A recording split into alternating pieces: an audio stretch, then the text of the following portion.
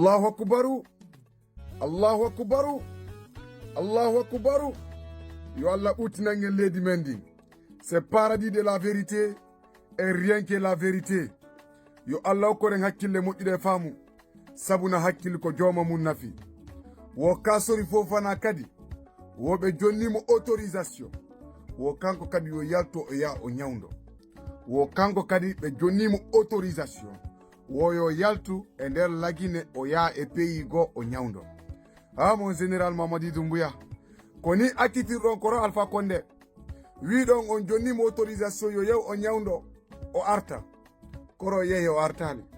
Ha ko wunden ɗo koro wi ko lanɗo mais hino mo tirki. Kasori Fofana kadi wo on jonni on ɗon kadi autorisation woyo on ɗon kadi yo yaw o ñawdo. Mon général Mamadi Doumbouya, ça veut dire que lagine ça ne va pas, mais ko marɓe ɓen hakkille andi ɗum ɗo ɓe mara ɓen hakkille koyen torano ɓen noon Allah yo Allah hokkorɓe hakkille moƴƴude faamu sabuna hakkille ko jooma mum nafi.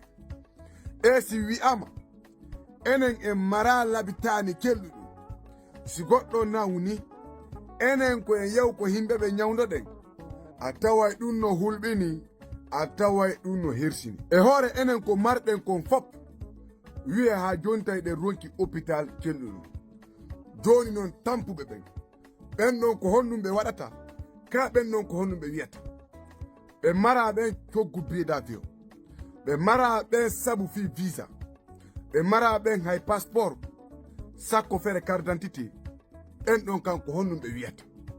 Ça veut dire que ɓen ɗon si ɓe nawni koye wiɓe yo Allah yinno ɓe yaafo watta ɓe yaafaɓe okkora ɓe jannatul firdaus sabuna ɓe fokkiti. Ñande wo ñande ko minen jineɓe ɓen woni e hoore laawol sina yawgol ɗaɓɓere ko yawgol ñawdo. Si Kasori Fofana yaltiɗo o yahi ñawdagol o ronki artugol to wiye ɗo de Kasori Fofana yahi suuɗike o artali sabuna ko onon akkitimo mo général Mamadi Doumbouya ko onon jonnimo autorisation woyo yaw o ñawdo.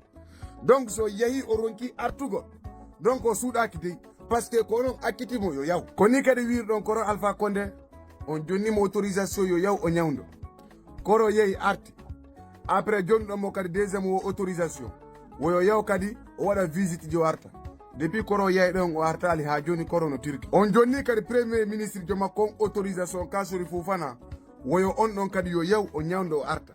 Si on ɗon kadi yehi o ronki artugol wiyetake de o suuɗike o salike artugol parce que ko onon akkitimo. Nawnare nde Kasori mari nden ko jineɓe ɓuyi mari siga nden nawnare ɗon mais mbay feere ala eyno hôpital telɗuɗum ala ɓen ɗon hoɓɓe goye maɓɓe hewtiti lakara hoɓɓe goye maɓɓe no jerdude e nawnare maɓɓe nden.